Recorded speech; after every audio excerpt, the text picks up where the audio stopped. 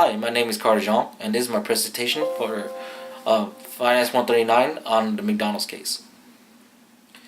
What was the percentage of stores outside the U.S.? As of December 2017, the number of stores that McDonald's owned totaled 37,241. In the U.S. alone, McDonald's owned 14,036 stores. By taking the difference of these two, we could find how many stores they had outside the U.S., and which totaled 23,205, which give us a percentage of 62% that McDonald's stores are outside the U.S. Over the past 5 years, what was the percentage increase of stores in the U.S.? From 2012 to 2017, there was actually a percentage decrease in stores here in the U.S. Since McDonald's began expanding and focusing on expanding in different other markets and countries. Therefore, the number of stores in the U.S. decreased from 14,157 to 14,036, which give us a negative decrease of 0.85%. What was the percentage increase in Europe and the Asia Pacific region? In Europe, the number of stores increased from 1,598 to 1,707. This gives us a percentage increase in Europe of 6.82%. In the Asian Pacific region, the percentage increase was 7.9%. As you can see, McDonald's has shifted its focus into building their brand overseas and decreasing the number of stores here in the U.S. What was the percentage of sales, operating income, and capital expenditure outside the U.S.? McDonald's three major segments are in the U.S., international lead markets, high growth markets, foundational markets, and corporate. For sales outside the U.S., we get a percentage of 65%. Operating income was 57.8%, and capital expenditures was 53.5%. As you can see, McDonald's has shifted its focus from local to overseas, with more than half of the revenue coming from overseas. Over the past 2 years, which region has had the most increase in sales?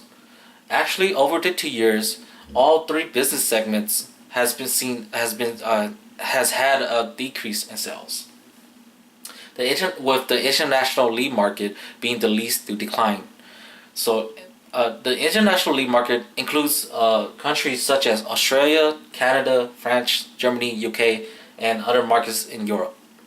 So this segment fell by negative 3.6%, while in other markets such as China and Japan, it fell by negative 36.71%. This was mainly caused by McDonald's refranchising their stores in China and Hong Kong. Therefore, Europe has seen the most increase in sales.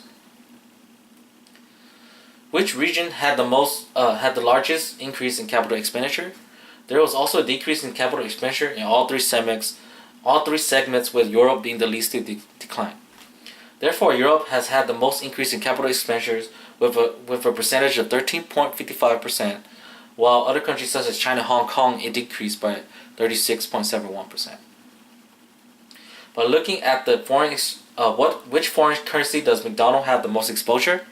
By looking at the foreign currency exposure section of the financial statements, we can see that McDonald's had 1.877 billion exposure to the British pound, 1.519 billion in Australian dollars, 733 million in Canadian dollars, and 589 million in Japanese yen, and 563 million in the Russian ruble. Therefore, McDonald's had the most exposure in the British pound. Are sales higher in the U.S. or outside the U.S. among the existing stores? Sales among existing stores were higher outside the U.S., with Europe coming in first. The U.S. totaled $8 billion, while outside the U.S. it totaled $14.814 billion. Among the new stores that were open, sales per restaurant was also higher outside the U.S. What do you think of the Big Mac Index? I think using the Big Mac Index as a measure of purchasing power parity is not a useful tool as other tools already available out there in the market, such as the Consumer Price Index. For example, the Big Mac Index only takes account into a single item, such the Big Mac, while Consumer Price Index takes account into all consumer goods. So I would say it will be a more useful measure than a Big Mac Index. However, I could see using the Big Mac Index as a useful tool if you were to compare it to countries that don't have officially published market data. So using is in that sense the consumer price index, you won't be able to calculate this consumer price index there. So using a simple approach such as the Big Mac index, it could give you a general idea of how the foreign exchange rates are there. Identify currencies that have increased or decreased according to the Big Mac index. I found that the price of the Big Mac as of January 2018 was $5.28. In China, it cost $3.17. Therefore, it was undervalued in China. In Russia, it was $2.29, which was also undervalued in Russia. In Sweden, it was $6.12, which means it was overvalued in Sweden. Norway, it was $6.28 and was also overvalued. These are the four currencies that I used to that I seen that increased the most and decreased the most over 2-3 years till January 2018.